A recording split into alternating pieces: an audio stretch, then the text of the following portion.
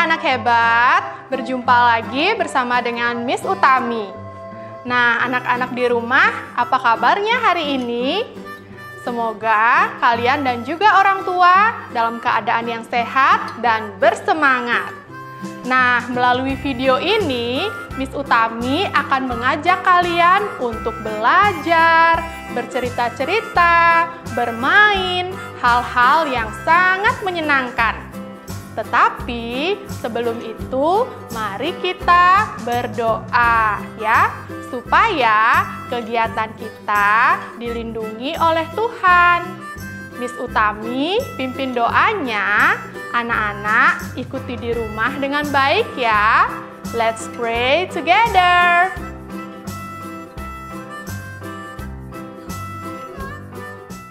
Ibu jari, jari telunjuk, jari tengah yang panjang, jari manis untuk cincin, jari kelingking terkecil. Ku berhitung 1, 2, 3, 4, dan 5. Lipat tangan, tutup mata, mari kita berdoa. Thanks God, we will start our lesson now. Please help us to study well. Please help us to be a good student.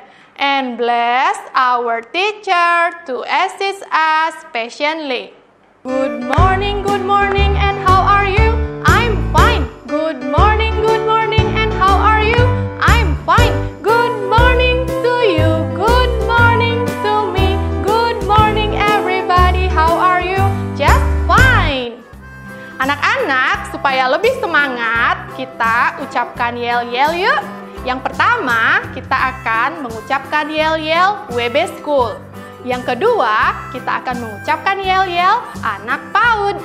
Nah, kita mulai ya. Yang pertama, yel-yel WB School. WB School, yes, yes, yes. WB School, go, go, go. WB School, grabs the future. Yeay, itu dia yel-yel WB School-nya. Nah, yang kedua, sekarang kita akan menyebutkan yel-yel anak PAUD. Oke, sudah siap ya? Kita mulai. Anak PAUD, sehat, cerdas, ceria. Hore! Anak-anak pelajari di rumah yel-yelnya ya. Anak-anak, hari ini kita lanjutkan lagi belajar tentang tema pekerjaan ya. Jadi, meskipun kita belajar di rumah kembali, anak-anak harus tetap semangat.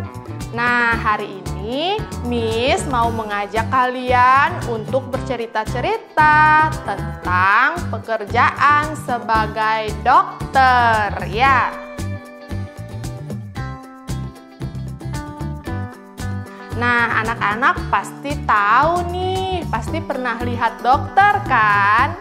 Iya, jadi dokter itu adalah orang yang tugas atau pekerjaannya adalah menolong orang yang sakit atau pasien ya. Oke, misalnya nih anak-anak di rumah demam ya. Nah, kalau misalnya demam, misalnya di rumah sudah diobati sama mama atau papanya tapi masih demam, pergi ke dokter supaya ditolong oleh dokter ya. Selain itu, misalnya pada saat anak-anak terluka, jatuh ya. Nah, bisa diobati ke dokter supaya dibersihkan lukanya, supaya tidak terinfeksi ya. Oke, selanjutnya misalnya anak-anak di rumah pilek ya. Kalau cuacanya tidak menentu, panas, tiba-tiba hujan, dingin ya, bisa membuat kita pilek. Nah, supaya cepat reda pileknya, periksa ke dokter ya, supaya mendapatkan obat. Nah, lagi nih misalnya pada saat anak-anak batuk ya, gitu. Nah, supaya cepat reda batuknya juga pergi ke dokter ya. Dan menjaga makanan yang sehat dan bersih ya. Nah, pada saat anak-anak sakit nih, misalnya di rumah, Miss mau mengingatkan kepada kalian untuk gunakan maskernya ya. Supaya apa? Supaya virusnya pada saat anak-anak batuk itu tidak menularkan kepada adik, kakak, papa, atau mamanya ya. Nanti kalau sudah sembuh, boleh dibuka maskernya dan beraktivitas seperti biasa ya. Anak-anak, ketika kalian pergi ke dokter, pernah tidak memperhatikan hal-hal yang ada di sekitaran ruang dokter atau alat-alat yang dipakai oleh dokter memeriksa kalian? Nah, sekarang Miss akan beritahu nih alat-alat yang dipakai oleh dokter. Coba anak-anak lihat bersama ya. Nah, ini yang pertama nih. Nah, namanya stetoskop ya. Tuh. Nah, biasanya dokter akan menggunakan stetoskop itu untuk mendengarkan bisa detak jantung kalian ya. Terus aliran nafasnya juga bisa didengar.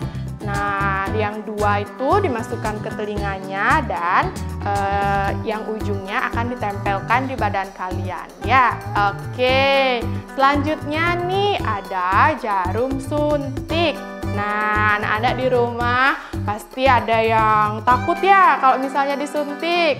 Nah, kalau misalnya diimunisasi akan dimasukkan melalui jarum suntik. Kalau misalnya takut sakit nih gitu. Nah, sakitnya nggak sakit-sakit sekali. Sakitnya sedikit sekali dan sebentar ya. Anak-anak harus berani ya. Ditahan sakitnya sebentar aja kayak digigit semut. Ya, oke, itu dia.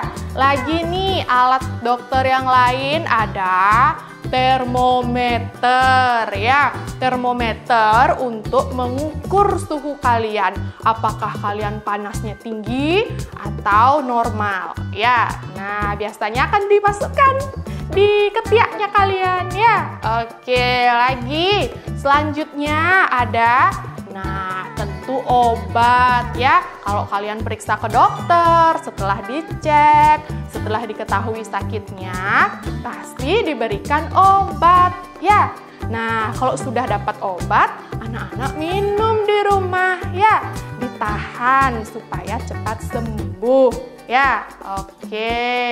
Oke, itu dia tadi ya perkenalan tentang pekerjaan sebagai dokter dan juga alat-alatnya.